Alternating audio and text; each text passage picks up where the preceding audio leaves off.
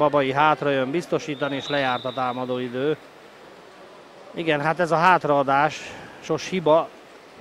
Ezzel el is ment a támadásra szánt időnk. Egy kidobás. Steinmetz Barna, ugye mindenkinek ismerős ez a név. Középre teszi Varga Dániel. Varga Dániel tovább. Micsoda csata, és itt az első találat. Itt az első gól. Mátyás Zoltán talált be, és ezzel 0-1 az eredmény a PVSK Füszélt Teva Vasas plakettmérkőzésen. És mutatják a játékvezetők? Nem, de igen, hogy jöhet a Vasas együttese. Megint lejárt az időnk, gyerekek, hát egy picit gyorsabban kéne felfejlődnünk. Az az igazság, mert nagyon gyakran jár le az idő, kétszer is elvették a labdát tőlünk. Steinmetz Barna. Steinmetz is, ott a második gól. Kovács Róbert. És most megint bedobja a bíró, valami nem stimmelt a ráúszással, természetesen a Vasasé a labda. Kelemen Zoltán 8-assal, egy szabálytalanság, Hosnyánszki dobhatja a labdát. Kelemen. Lukács Gergő szabálytalan, Lukács elindul már előre, mert úgy érzi, hogy le fog járni az idő, csak nehogy gólt kapjunk, gyerekek. Dehogy is nem kapunk gólt. Steinmetz Ádám ejtette pazarul.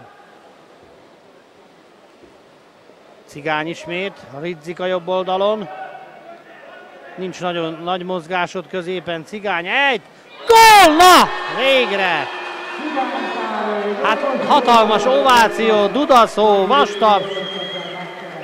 Hát kérem szépen, csak nem. Mennyit is vártunk? Hát azt mondja 8 perc, meg 12 perc körül vártunk arra, hogy legalább egy pécsi gólt láthassunk. És egy nagyon szép megoldás volt. Szép ejtés, Ágner. Jöhet a Vasas. 2-8, tehát 8-2-re vezet a vendég Vasas együttese, a listavezető. Varga Dániel. Varga tovább. Steinmetz Barna. Steinmetz lóbál. És gól. Sajnos beesett. Gárdonyi próbálta védeni, de a felső lécről leperdült a labda, és lehet, hogy ő is hozzáér, de minden esetre átcsorgott a gólvonalon is, ezzel 9-2, vagyis a 2-9 az állás.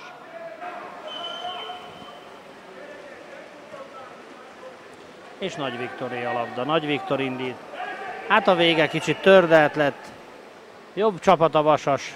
Plakett vezeti az OB1-es tabellát. És szombaton pedig a BVSC jön. Befejeztem a mondatot, aközben pedig Steinmetz Ádám bebombázza a 13. vendéggólt, és 13-5 az állás. És ebben az esztendőben akár az első 6-ba is beférhet a csapatunk. Egy szép átadás, Cigány, Lukács Gergőtől kapta. Menjünk, dobjunk még egy gól, gyerekek. Cigány, gól! Gól, gól! Na! 13-6. Némileg kozmetikázza az eredményt, és kérdés, hogy marad-e ez, mert pontosan, halálpontosan 30 másodperc, azaz egy támadásnyi ideje van a Vasasnak. 20 másodperc, Hosnyánszki, át a másik oldalra egy ejtés, kint a labda. Jöhetünk még, dobjunk egy gól, gyerekek. Na, meg lehet úszni Zsolti, Petővári Zsolt, Petővári Zsolt, lesz elég idő, 8 másodperc, 7, 5, 4, 5 méteres szerintem, vagy mi? Kiállítás. A végére marad egy kis csattanó, és még a táblának lesz igaza, mert ott 7-es szerepel a góljaink mellett. Na, akkor visszavonom az egészet, ha eltalálták az eredményt azok, akik kezelik a villanyújságot.